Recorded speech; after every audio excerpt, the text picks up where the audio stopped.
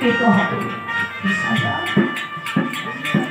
আজ পুত্রের শোকে আমি এমন শোকান্বিত হয়ে গেছি, আমার মৃত্যু হয়ে গেল কোনো অজান্তে আমি নিজেও জানি না।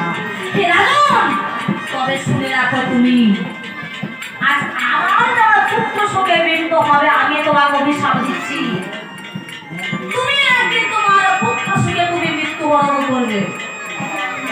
দশরথ রাজা হাহার করে তারপরে হাসতে শুরু করবে।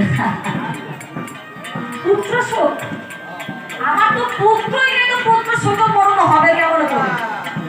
দশরথ বলছে আমার তো পুত্রই নেই, পুত্র শোক মরণ হবে কেমন করে?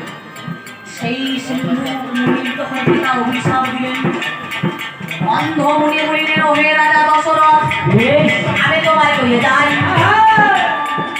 আমি তোমায় অভিশাপ দিচ্ছি তথায়, আমার অভিশাপে তুমি চাই বেটার হবে পাপ, স্বয়ং ভগবান জন্ম নেবে তোমার ঘরে।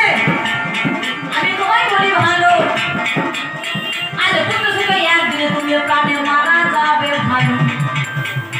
সেই অন্ধ মুনির অভিশাপে দশরথ অভিশপ্ত হয়ে গেলেন, ঘরে চলে এলেন, তার ঘরে জন্ম নিলেন চারজন পুত্র, স্বয়ং ভগবান রামচন্দ্র, লক্ষ্মণ, ভরত, শত্রুঘ্ন।